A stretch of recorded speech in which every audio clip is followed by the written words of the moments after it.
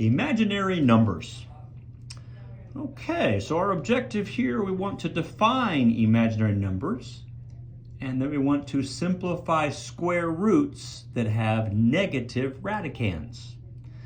So what is an imaginary number? Well, an imaginary number is a number that when squared gives a negative result. So what happened is, there's no way to take any number and square it and get a negative, so somebody made it up.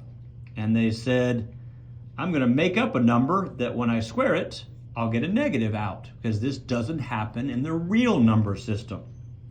Okay, these numbers don't exist in the real number system. Somebody made it up, and they called the number, which I'll put in quotation marks, the letter I. Okay, and they basically said, I want to square it, so I times I squared, and I want to get a negative out of it. And so somebody made it up and said I times I is -1. Okay, or I squared is -1. If we're here and we take the square root of both sides, I is equal to the square root of -1. This allows engineers, and there's another field I'm not remembering, but I know it's in engineering, and obviously mathematicians, to move forward. If they have the square root of a negative, they can continue to do some math. They don't have to stop and say, nope, not in the real number system, can't go any further. They can keep going. Okay, so now that we know that I is equal to the square root of -1, we can simplify square roots when the radicand is negative. We're going to use the letter I. Okay, we're going to have it in our answer, and it'll be okay. Okay, so let's simplify the square root of -36. So the square root of -36 in the real number system, there's no such thing. There's no way in the real number system that you can get the square root of a negative. But we're going to use the letter I and go into the imaginary number system. Okay, well, the square root of -36 is equal to the square root of -1 times 36. I'm writing -36 as -1 times 36. Well, the square root of a product is equal to the product of the square roots. We know that from square root properties. And we know that the square root of -1 is I. So there's our I. 36 is a perfect square. The square root of 36 is 6. And we normally write the I after the number. So we would say 6 times I.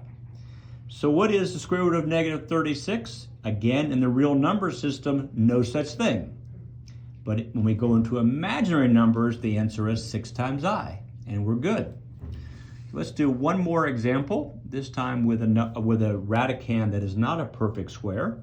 Simplify the square root of -54. Okay, so the square root of -54, I can rewrite that as the square root of -1 times 54.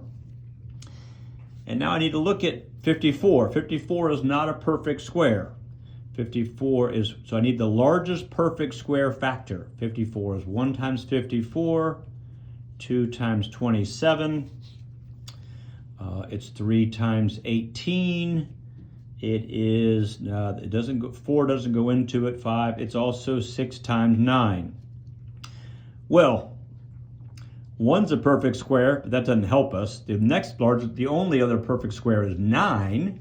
It's also the largest perfect square. So I'm going to rewrite 54 as 6 times 9. So this is the square root of -1 times 9 times 6. Okay. The square root of a product is equal to the product of the square roots. Okay, and this gives us, well, the square root, whoops, I'm ahead of myself. I was putting I in there. I bet you all caught that. This should be -1. Let's check myself here.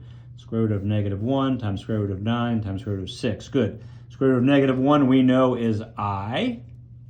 The square root of 9 is 3. That's why we chose the 6 times 9. We wanted a perfect square. Square root of 6 is the square root of 6. It's an irrational number.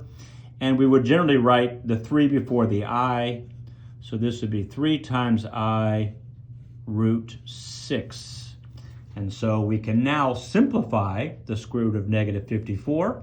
It is 3i root 6. Okay?